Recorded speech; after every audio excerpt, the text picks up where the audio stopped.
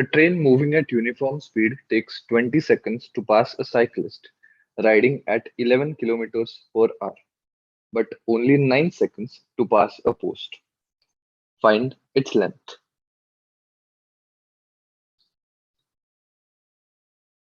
Now, the train is passing a cyclist, but he's in motion. Okay. So therefore, we'll have to use the concept of time is equal to length of the train upon relative speed because the train is also in motion and the cyclist is also in motion. But in the second scenario, the train is passing a post.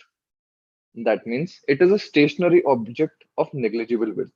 So over there, length of the train upon speed of the train, that will be equal to time. Now you can see that in both these equations, the numerator is the same, that is length of the train.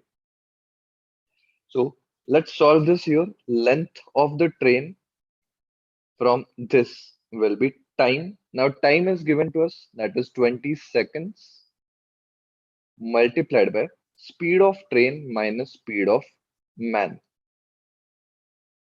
So it will become x minus 11.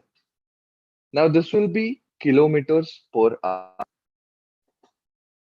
So we'll multiply this by 5 by 80. Now from the second equation, we'll get length of train as time, that is 9 seconds multiplied by speed of train, that is x. Now this will be in kilometers per hour, so it will be multiplied by 5 by 80. Now both these are describing the length of the train itself. So therefore we can equate it. So we have here 20 into x minus 11 into 5 by 18 is equal to 9 into x into 5 by 18. So you can cancel 5 by 18 directly. Now you can expand the left hand side. So we have here 20x minus 220 is equal to 9x. So you have 11x is equal to 220. Therefore, we get x is equal to 20 kilometers per hour. So that is the speed.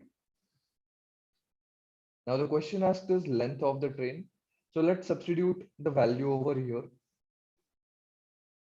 So length of the train will be 9 into 20 multiplied by 5 by 18. Now 9 twos are 18, 2 tens are 20. So length of the train comes out to be 10 fives are 50 meters. So that's our answer.